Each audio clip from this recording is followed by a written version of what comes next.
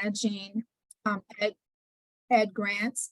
I'd like to introduce you to our guest speaker today, Mr. David Downey.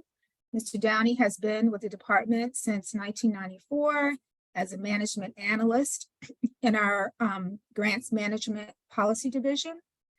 He is responsible for developing grants, administration policy, and conducting grant-related training for Department of Education and other federal and state agency staff and grantee community. Welcome, David, and everybody, you're in for a treat today. David? Well, Tracy, thank you very much for those kind words. And thank all of you, 127, as we begin today's session, to learn a little bit about a risk-based approach to ensuring successful project outcomes. Now, I do want to make sure as we have this full agenda, we are going to allow for questions at the end. So be sure, and if an issue or question, a topic comes up as I'm speaking, put that in that Q&A box, and we'll make sure to work to get an answer during today's class. And certainly your program staff will work with you to get an answer. If there's a little bit more context needed or nuance, we'll get that answer to you as quickly as we can. Now, what we're going to talk about today, we're going to share how you can identify some key resources to better administer your grants. We're going to share some policy updates. Some of that's ed specific, some of that really pertains to federal-wide grants administration policies. We're going to talk to you about administering your grant projects. That includes avoiding audit problems and understanding and implementing internal controls. All of this done to help your project succeed in ensuring successful project outcomes. As we begin this conversation, I want to emphasize, oh man, up to 139 at this point. We have a partnership that is forged in collective stewardship. We share the same goals, but have different roles in the process. Now on the screen, we've given you just kind of a not an all-inclusive, but an illustrated list of our responsibilities that each of our parties have to administer our grants. And as we're looking at this for just a quick second, I want to see what we can do in terms of the are you able to put up a reaction? I should have asked that question when we were doing this. If you're able to give me a reaction, answer this question. How many of you played a role? All right, got a thumbs up. Thumbs up if the answer is yes. How many of you played a role in writing your grants?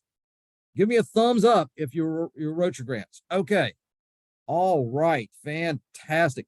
Almost all of you played a key role there. Anybody who didn't, give me, they have like the reaction, a negative reaction, or that shock face. Hope no one took a screenshot of me as I made that face, but all right. So a few of you there, and there's kind of just coming up the screen, almost like ghost-like apparitions. So a lot of folks who did, but still, based on the numbers here, several that didn't. Now, wherever you are in terms of your experience with working on this, on drafting this funded application, wherever you are in terms of your experience level with federal grants, we're going to meet you in the middle. And while we can't answer all of your questions in this hour, that we're going to, again, with the Q&As that you put up there, we're going to work to get those answers to you. We do want to help put you in the direction as to where you can find your answers as you go forward. Oh, and let me also say this, for those of you who are doing this for the first time and wrote your grants and you're new to this, congratulations. It was a great accomplishment to get this far. And now we're going to work together to help you maximize those dollars and meet the needs in your community. As you look at these shared responsibilities, I want to focus on a couple. Monitor programmatic and financial performance. That's our job. In fact, I would say that after we've ensured that there's been this level playing field and ensured a fair and equitable opportunity to receive funding in a competitive basis, our program staff really earn their keep is when they roll up their sleeves and they are monitoring your grants, when they're providing technical assistance, when they're helping you succeed. That is our goal. Your job, of course, is to carry out the grant, making sure that you can account for the money, that your records note that you're carrying out the grant according to its approved scope, and that you are meeting progress. And an important takeaway as we're looking at these responsibilities that we have, remember this, ladies and gentlemen, it's not enough to do the job. We have to document that you're doing the job. So make sure that you've got very good detailed records for the life of the grant, submit your reports on time, and ensure, based on the good record keeping, that you're able to account for the funds and show where you are at any given period of time during the life of these grants. So as you look at this, again, and I'd also say this really quickly, as we talk about providing our monitoring efforts, and every opportunity to interact with you or your data is an opportunity to monitor your performance and compliance levels up to date. And another thing that we don't often think about, customer service and compliance go hand in hand. And to that end, the greatest level of customer service we might be providing you is to say, no, you can't do this. No, you're not able to do this. This request is disapproved, or I'm sorry, your interpretations of the regulations are not quite accurate. And it means that you can do X, but not Y.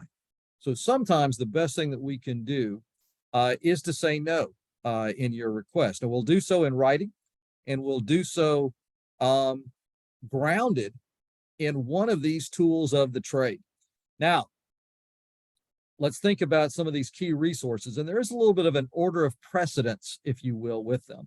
First and foremost, and so many of you wrote your applications, that's great.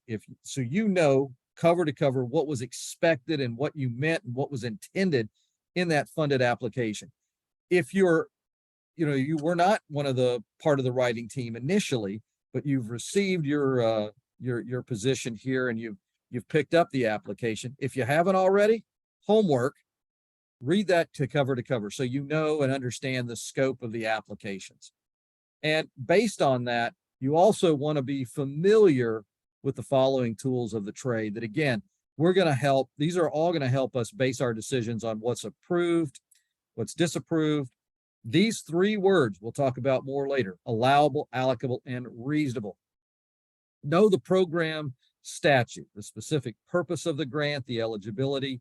Newer grant programs, those grant programs created from the year 2001 going forward, have fewer program-specific regs, but you want to be familiar with them. You don't have to have them memorized, but you do need to know where they are and the general context of them. Where your program statute and program-specific regulations kind of end is where these next documents begin. Title 34 of the Code of Federal Regulations, CFR, or the Education Department General Administrative Regs, or good old EDGAR. And you're going to use that those are the most specific regs after the program statute because they govern all of this agency's grant programs. Candidly, and for many things of the day-to-day nature of what you can and can't do with the grants, we're going to defer down to Title II of the CFR, grants and agreements. We'll look at that in particular. Part 200, the uniform guidance. Now, another document that references all of these is your grant award notification, your GAN. And it's the funding instrument. It's the document that outlines the working relationship between the Department of Ed and your organization and your staff. Important takeaway, read it cover to cover, not during today's session, but make time to read it, including all of that fine print, those award terms and conditions, so you know the expectations that we have on you. All of this, of course, connected back to your approved grant application, where you want to implement the grant within the scope of what was approved and scored and evaluated by those application reviewers. A tool off to the side that helps us in managing our grants, we'll use this to help communicate with you. We will use this. It's also now our preferred official grant file, as well as this monitoring tool and kind of a record storage, is the G5 down the road going to be called G6, an updated version. This is a tool, of course, that you use to access your funds, and you want to be familiar with navigating that. Now, a quick piece, and you can access the links to 34 CFR either at ed.gov or the ECFR, the Electronic Code of Federal Regulations. It's a regulations manual, so it is not going to be like a class book that can kind of help you in grants administration. In fact, if you started to read on page 1 and continue to read through this a legalese document that is not written in narrative form, if you got to page 30 and you're still awake, you might need to seek medical attention. And yes, that's as funny as I get this time of day. Day-to-day basis, you're going to mostly use Part 75, which speaks to direct grants. And that'll be the most important piece there. Part 97 speaks to the protection of human subjects in federally funded research. But Part 75 is what you're going to use the most. But I would encourage you to read over the table of contents for those headings at your leisure, just to see if there are other sections that might apply. Part 77 has definitions, but Part 77 will be, you'll rely on that more than anything else generally in Edgar. Now let's talk about that Title II CFR grants and agreements. Now, it's evolving into a one-stop shopping for all of the grant regulations. We still have Edgar in Part 34. Key sections there that I would just reference: Part 25, the requirements to have a unique entity identifier, the UEIs, that talks about having that entity number and the SAM, System for Award Management.gov, that you have to be registered with. You already are registered, or you wouldn't be able to access these funds or been in a position to apply for the grant. Part 184, the Build America, Buy America Act, that's not really speaks to this program in particular, but it is the newest section that was created.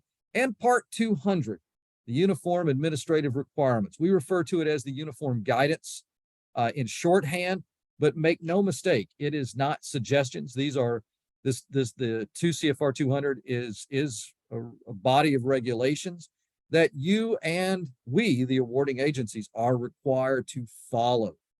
Now, let's look at Part 200 in a little bit more detail. I want to bring your attention most primarily here to Subpart D, the post-award requirements, that talks about the expectations for carrying out the grant during the life of the grant project. The cause principles in Subpart E. Now, obviously, the post-award, this is the status your grants are in. You're actively engaged in carrying out the work. So we've already made our awards. But on a day-to-day basis, Subpart E, the cost principles, will be, I think, of most value to you.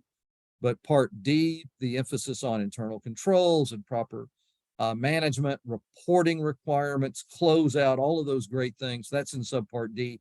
And Subpart F has the audit requirements. So D, E, and F are certainly very valuable to you. Subpart E, the most important, because it will, again, help us determine what expenditures are allowable, allocable, and reasonable based on the scope of your grant in the context of carrying out your projects here. Now, I should also point out that 2 CFR, in particular 200, but other sections as well, are being revised as we speak by the Office of Management and Budget, OMB. And they had issued in the Federal Register, that's a daily newspaper of the federal government, proposed changes. There were a lot of comments from the public, over 1,000. By law, every one of your comments has to be read. And by law, through that Federal Register notice, we will respond to all of the comments. These will be kind of broad and general in their response. They're not going, if I myself issued a comment, put a comment in there to said, I like this or that with the proposed changes, they're not going to say, "Dear Mr. Downey, thank you for your comment," but they will respond in a broad term to the comments. Look for an updated 2 CFR coming in the spring. So it should be end of March, early April. Once those changes are finalized, we as an agency will be making all of our grantees aware of the impact on you and when that impact might take effect. There could be an increase in the audit threshold. That's an organizational responsibility. There could be some other things that we're looking at, but that would be a spring launch. Your program staff, as well as our team in grants management, will be making folks aware of that, just to let you know that that's taking place. Now, as I said, the GAN, all of you who are on this call, if you're the project directors, not every member of your staff, will have access to the GAN, but I want you to read it cover to cover. And so for those of you who, we've already given you one homework assignment. If you didn't write your grant, you want to make sure that you've read it cover to cover, know what you're proposing to do, but you want to read that fine print, that 30 to 40 pages covering what is the award terms and conditions for your grant. Now, the GAN is our formal and official way that we convey the requirements and the compliance issues, due dates and such. We won't just only rely on sending you a GAN as a way to let you know if there has been, we're making some kind of award change, whether there's a specific conditions imposed or a corrective action or what have you. If you get a condition or a corrective action to improve performance or to improve compliance, well, you're going to have a lot of conversation with your program staff before you get to that point. And you're going to, and you're going to know that those things are coming through, again, phone calls and follow up in writing before you see the GAN. Just know that. Now let's turn our attention to administering your grant while, again, we at the department are monitoring the award. Prior to making the grants, we should reference 2 CFR 200-206. And again, when we speak to you about what we're doing or why we're doing something, it's going to be based on a law, a regulation, or a policy. And the Department of Ed's policies generally are set up to ensure that we are meeting the requirements in a law or regulation.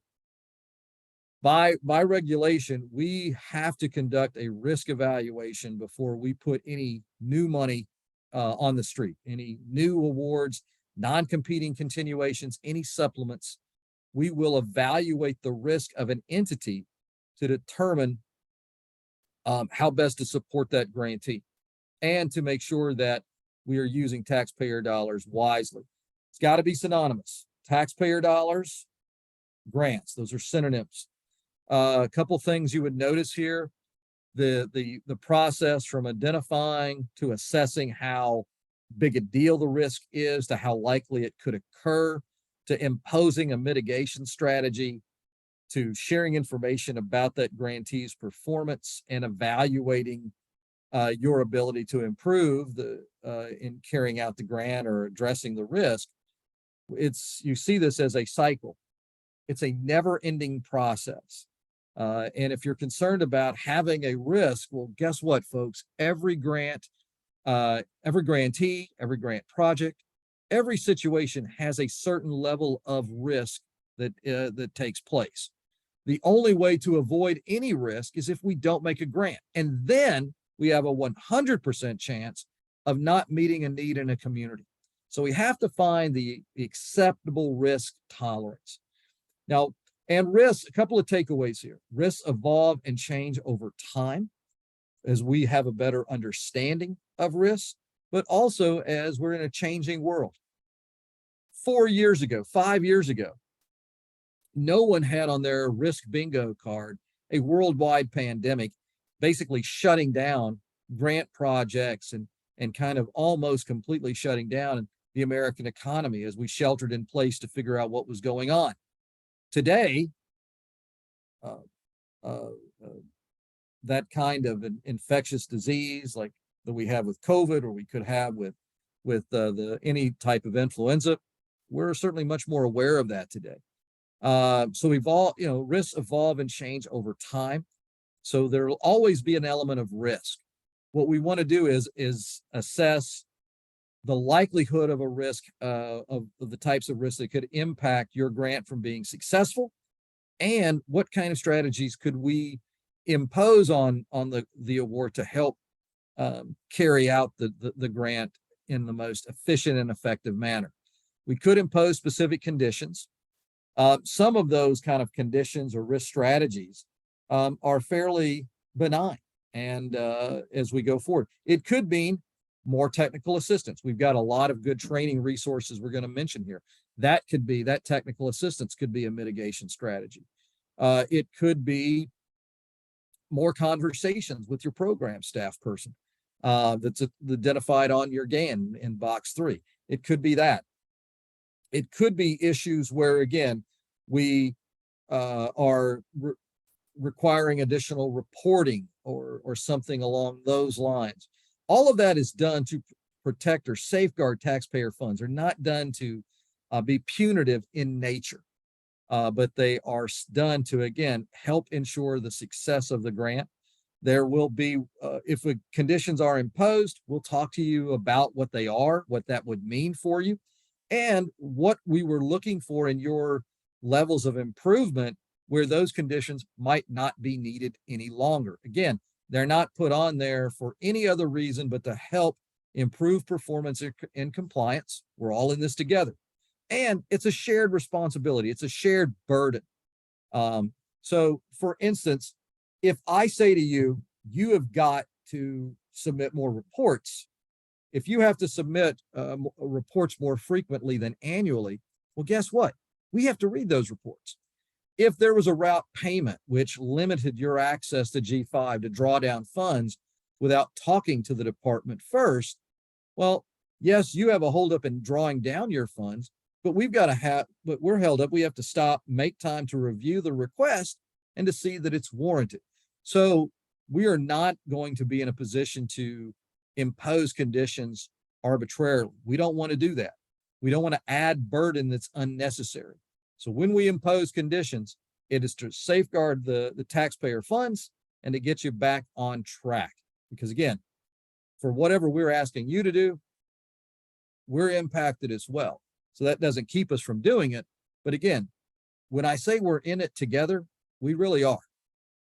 Now, the next takeaway I would want to share with you is the importance of good record keeping. It's not enough to do the job. You have to document the job, as I said. So you want your records to serve as a monetary roadmap through the life of the grant. In that way, you, the folks in your accounting or business office, your successors, should you leave your position, ed staff, changes in our staff, auditors, whoever, they're going to see this monetary roadmap, kind of the starting point, which is the first day in the first year to wherever we are today, to the finish line, the last day in the last year, which hopefully will show that we are on track to be successful. So you want clear, concise, detailed records consistent with institutional policy, meeting those federal requirements, aligned with your program standards, indicators. Any changes are done so made in scope. And again, it helps us get to the finish line, achieving our project goals. So when you think about a roadmap, you want it to answer questions versus raise questions. And the larger the dollar amount, the greater level of detail you would need. So think about your budgets for a minute. What percentage, where's the highest percentage of your annual budgets going for the grant? Personnel, facilities, where is it? The larger the dollar amount associated with an activity, the more important an activity is within the grant, the greater the level of detail. That's not to say that there's a middle ground. I don't need to know what happened to that 80th paper clip in this box, but I do need to know how you are storing and safeguarding supplies, who's working on the grant, percentage of times aligned, the programmatic record support that the expenditures were for these three things: allowable, allocable, and reasonable expenditures. 2 CFR 200, 403, 404, and 405 do a great job of going into detail on these three questions. But looking at your activities and expenditures, Are the items allowable, anything permitted or not specifically prohibited, allocable, truly necessary or assignable to the grant, and reasonable, that the costs incurred would be done so by the prudent person in comparable circumstances. Now, that reasonableness certainly is more of a judgment call. But again, maintaining institutional policies and ensuring that you are making what are the best decisions in the interest of the grant, is going to go a long, long way in being successful.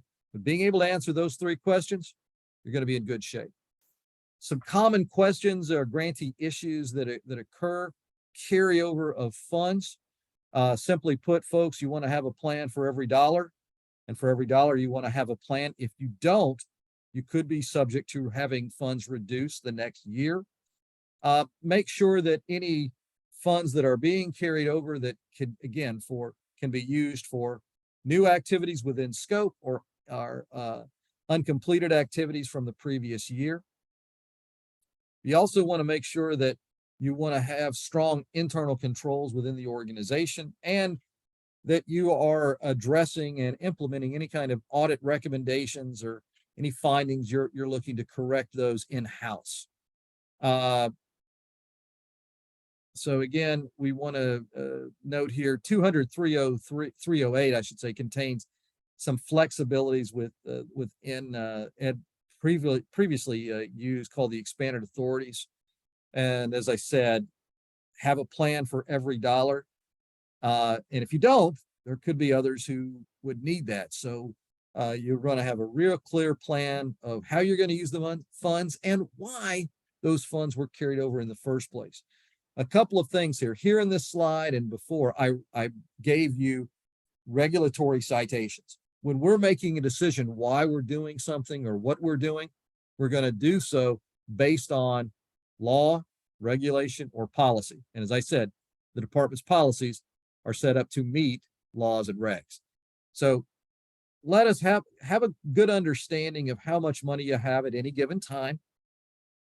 Positive emojis or negative emojis. Do you know the person in the accounting or business office that draws down your funds? Give me those emojis as we're up here on the screen. All right, a lot of thumbs up. That's good. Hearts. Oh, I love that. That might imply a good working relationship with that person. If you don't know them, make sure that you connect with them so that you understand where the funds are at any given time and how the funds are drawn down. We are monitoring the rate of the draws, the infrequency or the excessive draws. Both are a concern. We also want to emphasize to the importance of having strong internal controls. These are a reasonable assurance that the objectives of an entity will be achieved. 200-303. Strong internal control, segregation of duties, having established written policies within the organization, critical to making sure that folks are successful. To help you with that, and that's a common audit area where either the internal controls should be tougher, they should be tighter, or folks are not following them. So a quick point on internal controls: it's about people. It's about a commitment to ensuring that the right people are signing off and that the job is being done correctly, and that we're able to determine that, to document that. GAO, the Government Accountability Office, has what's known as the Green Book that outlines the key pieces for internal control components. It's a wonderful tool. If you're not familiar with it, I'd invite you to read through that as your schedule permits. But again, internal controls, segregation of duties, and having people from the most important person, the highest ranking person at your organization, to your summer intern, everybody who's working with your grant project, all committed to carrying out the grants properly. Now, we'll also want to speak to you about the single audits. This is a requirement for the entity, not the grant project. My understanding is you will have typically grant awards for this grant much lower than this. But if your organization as a whole expends $750,000 or more annually in federal funds, then we're looking at the need to have a non-federal and independent audit to be carried out. Attachment 3 of the GAN part of that grant award notification package outlines the requirements. If that single audit threshold does increase based on the changes in 2 CFR, we'll let you know about that and when that change would occur. But currently, $750,000 expended annually at the institution, not the grant project level.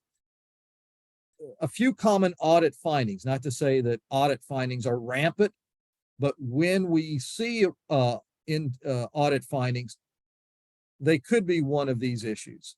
Unallowable costs, lack of documentation, for some grantees, subrecipient monitoring, not being able to account for equipment or real property, failure to adhere to internal controls, so important.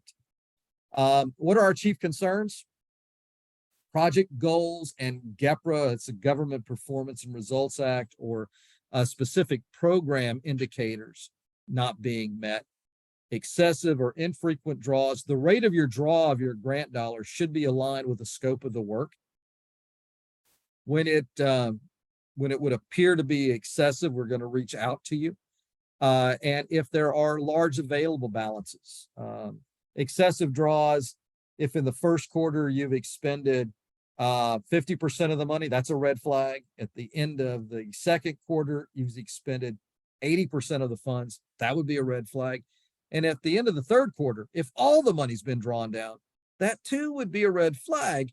And we're certainly hoping that if we reached out to you, that you would still be there and operating the grant. But if all the funds were drawn down, we'd have to ask, how are you able to carry out the grant? A large available balance, 70% of the funds remaining with 3 months to go, begs the question, what have you been doing all this time? And have you been using other funds? And what do you need that money? Because again, every dollar you have needs to have a plan. And of course, the other key concern, poor record keeping and fiscal accountability.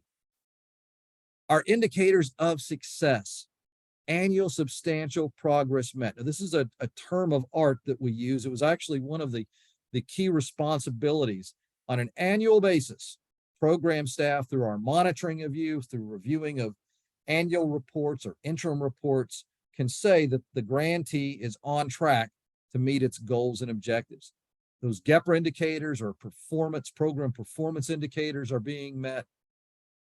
You're demonstrating good record keeping, fiscal accountability, and of course, you are submitting your reports and being responsive, that you're being timely in all of your communications with us as you go forward.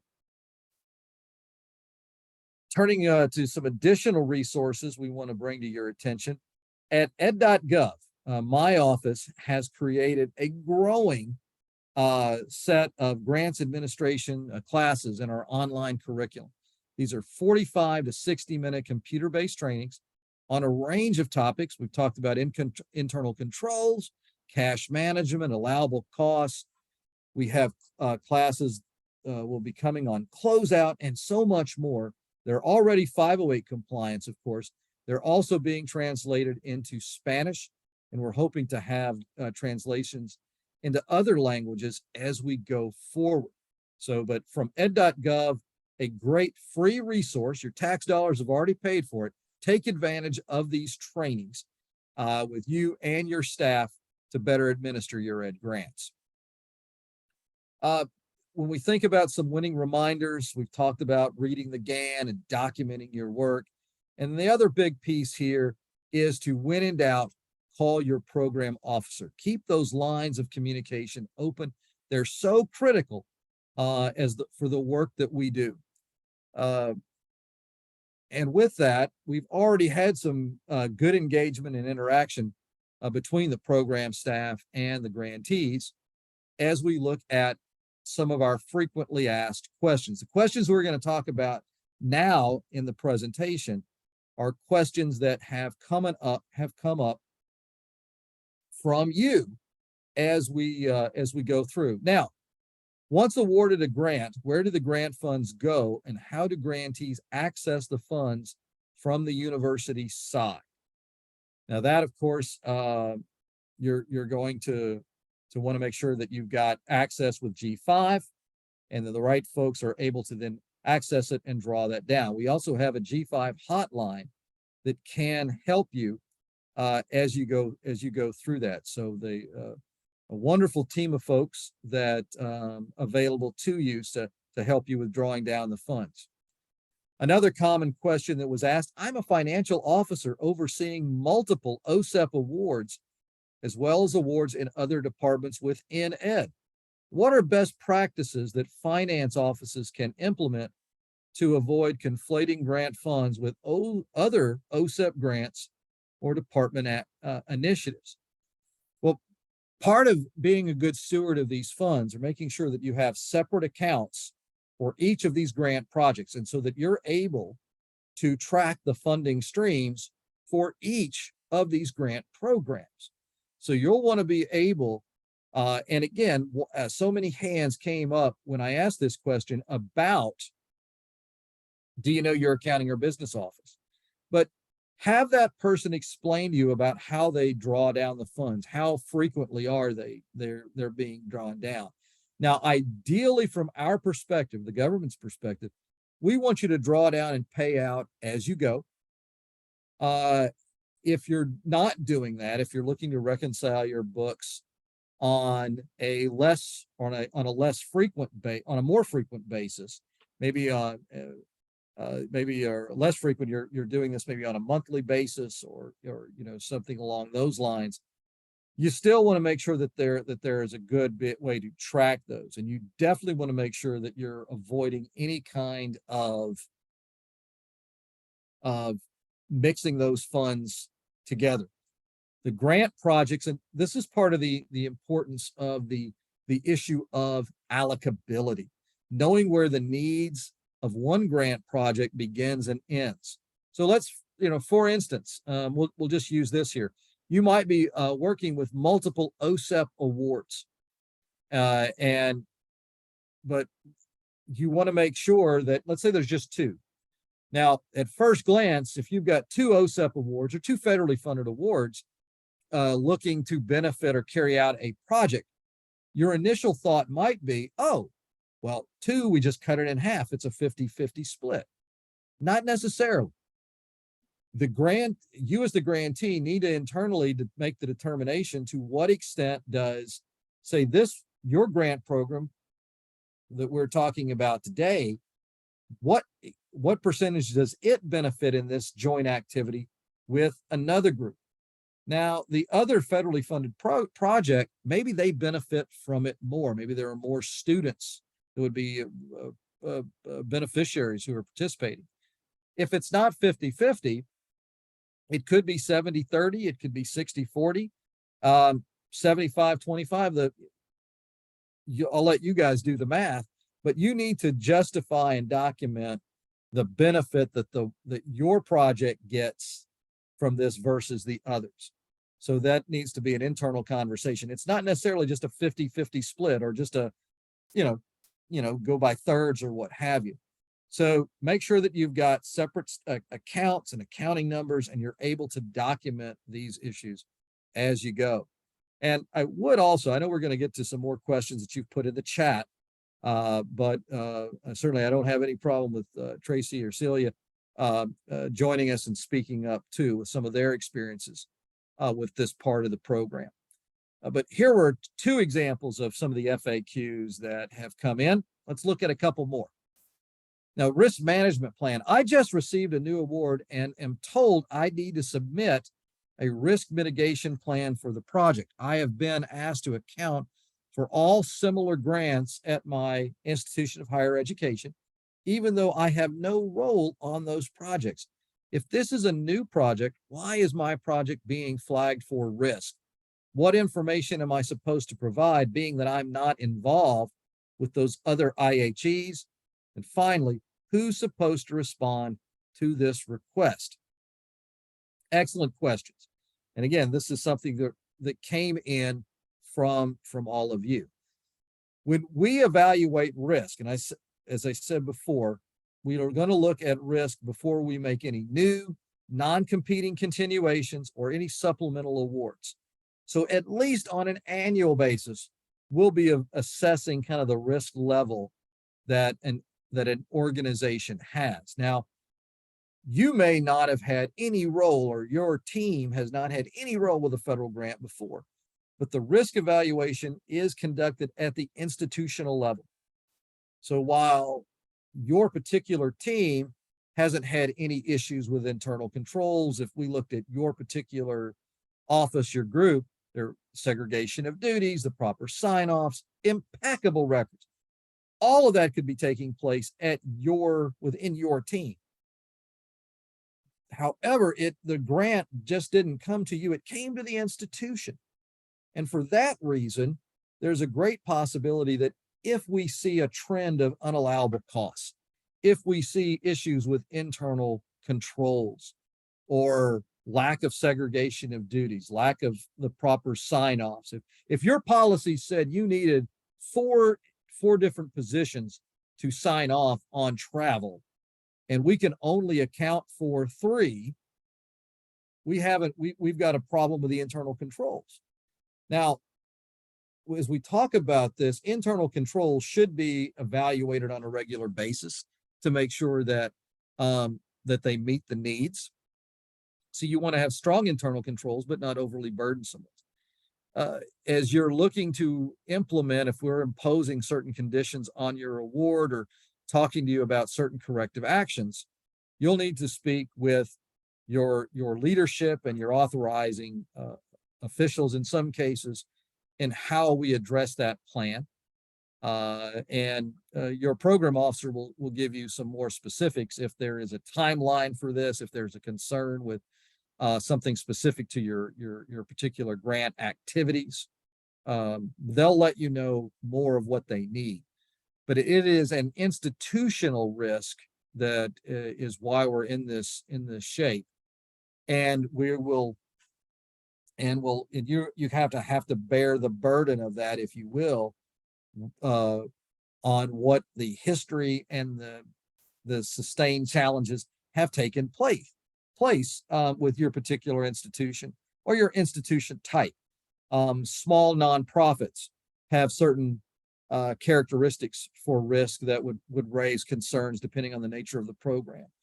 A novice grant, a brand new grantee might have other risks that speak to the program, the risk profile as well. There might not be enough data about a particular issue, and so we would have to work with them to address that as we go forward. Other FAQs, budgetary planning. We submitted a budget with our grant application, but costs have changed across the board, the 5-year period that could not be projected in our initial budget. We certainly have seen inflation, one of those issues during COVID. Those costs in some respects have receded, but they're still there. What are best practices related to budgetary planning and monitoring our actual costs versus projected costs? When should we contact our program officer if there is a discrepancy? Great question. This is a really important piece. We must, as good grants management, good stewardship is going to take into account potential annual increases for the cost of doing business. I would say that the most successful grantees truly understand the value of a dollar. Now, the quick rise and rapid inflation that we experienced as we tried to deal with COVID, that was unforeseen. So the question is, how do we deal with those kind of things? The suggestion would be you do have some certain flexibilities. 200-308 will allow you to move certain dollars within your budget categories without prior approval. That's not the case for changes in scope, any kind of contracting out of work versus in-house, that needs prior approval. Any particular training or activities that were directly tied to students, those things would need prior approval across the board.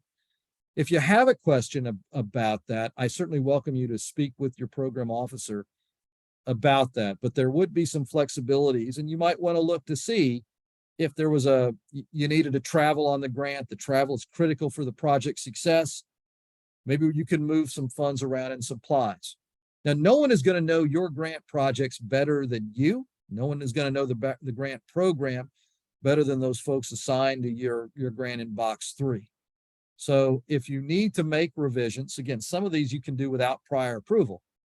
If you have concerns about scope, reach out to your program officer and say, we did not take into account this increase for hotel costs or increase in fuel for travel costs, what have you.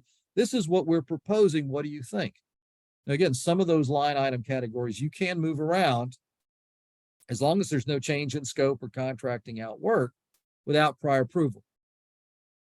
We welcome, however, the opportunity to engage with you and talk as those issues come up. Understanding the value of a dollar is critical. Now, most of the time, I'll knock on wood, not that there's any encouraging of holding money back. You should have a plan for every dollar.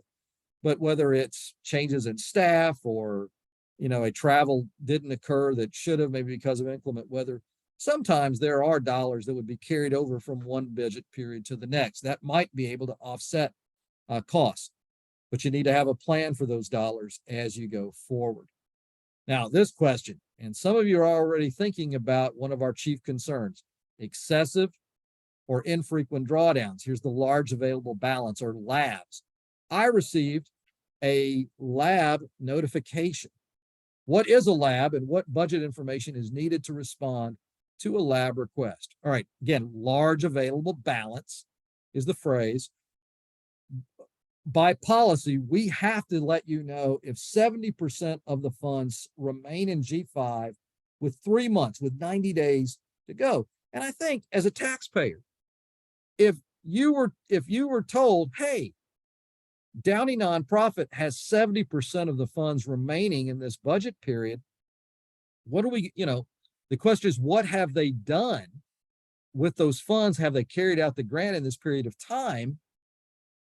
Why does it appear so much money has still remaining?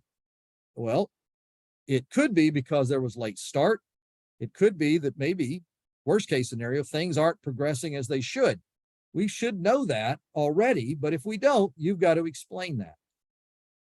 It is also possible that someone in your accounting or business office, while you're documenting and tracking, and it says that this particular grant has incurred these obligations, other funds have been used to cover that, and we're waiting for whatever reason to draw that money down and pay it out.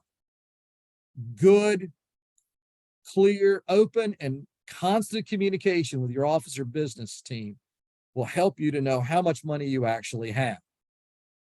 If we run a report, and we have to at 70%, but let's say it's 60%. If you've got 60% or even 50% of your grant funds remaining with 3 months to go, we have to ask, what are you doing? And do you need those funds?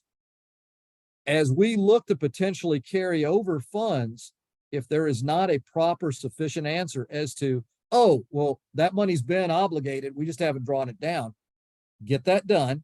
Oh, you know what? We do have not 70%, but 65% of the money, and we were looking to carry some of that over. You need to have a plan for every dollar.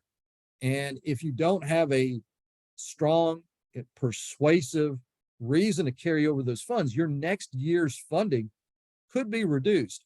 From the Secretary's office, across the board, we're looking to see where a grantee might have too much funds. And we want to take those funds back and fund other groups. There's a lot of need in this country. So identify if those large available balances are really large available balances, or if those funds just haven't been drawn down yet. Hurry up and get that done so it doesn't affect the next year's budget allotment for your grant projects. How do subawards, subgrants, subcontracts apply to indirect cost determination with the modified 25% cap on the subawards over $25,000 and the grant requirements specific to subawards, subgrants? Well, again, you need to be able to charge indirect costs. You have to have a valid negotiated indirect cost rate agreement. Some grant programs have a cap on that. But the issue is when it comes to those indirect costs for contractors or even subcontractors down, that initial subaward is 25,000. From the department's perspective, there should not be a great deal of administrative cost that would require additional indirect cost, funneling down to the subgrants, or it might be subcontracts as you're awarded. I'd also want to throw out this important point. Within 2 CFR 200, they have the definitions not only of a subaward versus a subcontract, but it also does a great job of distinguishing between the two, and clarifies that a subcontract or a contract differs from a subaward in that the day-to-day oversight of a project still would rest with a grantee or a subaward or subgrantee. A contractor or a subcontract would be responsible for carrying out an action item, providing a good or service, but day-to-day operational control would stay with the grantee or a subgrantee. That's how we differentiate between a subgrant and a contract. But the sense is, after that 25, that it's capped at the 25,000, simply because we don't anticipate there being a need for the administrative cost at that point. I know we've got a few things in the Q&A, and we're glad to work with them all, but Tracy and Celia, do we have any key questions that we'd want to raise before we close up shop here at 2 p.m. Eastern time? Thank you, David. You shared a lot of great resources. And actually, we don't have much time, but one of the questions that I thought would be helpful, and hopefully we can either follow up by email with the attendees. You shared a lot of great resources, and an individual asked, are there suggested tools for managing the budget that can be used by grant staff? And I was wondering if in any of those resources that you highlighted, are there particular resources that would be most helpful for that purpose? Quick answer is no, in part because while the laws and the regulations talk about needing to have financial management systems where we document things, we don't want to be too prescriptive, i.e. burdensome, or start to kind of get into the weeds about what kind of Excel sheets or what have you that you would use to track your systems. It's not trying to defer too much, but we also don't want to micromanage you. So I can't give you a lot of specific examples. Best practices shared among grantees, maybe things that have been shared with the program office, but our team wouldn't have those. I do invite you to review those computer-based trainings. There are job aids available that could give you some samples or illustrated tools, but they wouldn't be too detailed, I don't think, to kind of help you to use it. Oh, we're going to use X as our method of implementation. Okay. Thank you. And that's helpful. And we'll have that conversation with our grantees on that. The other, if as time permits, the other quick question I had for what are the responsibilities if a project has a partnership with another IHE and or subcontract, in terms of those individuals' responsibility and kind of monitoring the funds related to those partners? Excellent. Now, if you are the grantee of record, i.e. it's Downey University, you're the grantee, and the folks here on the call, you're the project directors.